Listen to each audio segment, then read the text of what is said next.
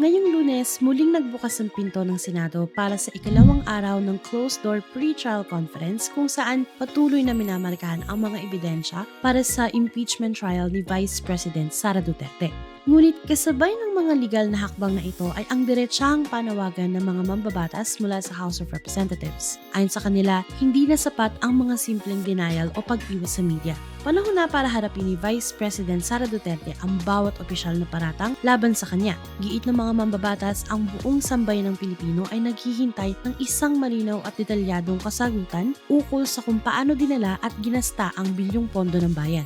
Binigyang diin ni na House Assistant Majority Leaders Raul Angelo Bongalon at Paulo Ortega V na ang darating na impeachment trial ang pinakamagandang pagkakataon para sa Vice Presidente na linisin ang kanyang pangalan kung wala talaga siyang itinago. Banat ni Bongalon, ang impeachment trial ay hindi isang politikal na laro kundi isang formal na proseso ng batas. Kung talagang walang katotohanan ang mga alegasyon ng graft, bribery at betrayal of public trust, dapat itong sagutin ng kanyang mga abogado gamit ang matitigas na ebidensya sa mismong plenaryo.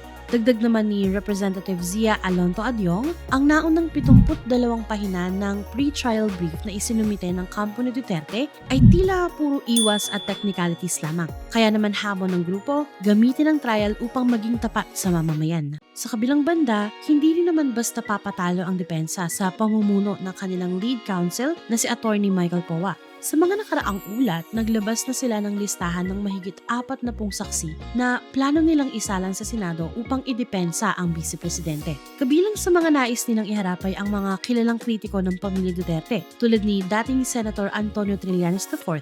Ayon sa mga legal analyst, ang diskarte ng depensa ay maaaring nakatutok sa pagpapakita na ang buong kaso ay may bahid ng politikal na motibo mula sa mga kalaban. Ngunit ayon sa House Prosecution Panel, hindi mababago ng anumang ingay sa politika ang katotohanan na may mga formal na dokumento ukol sa 612.5 million pesos na confidential funds ng OVP at DepEd na kailangan bigyan ng malinaw na breakdown at resibo.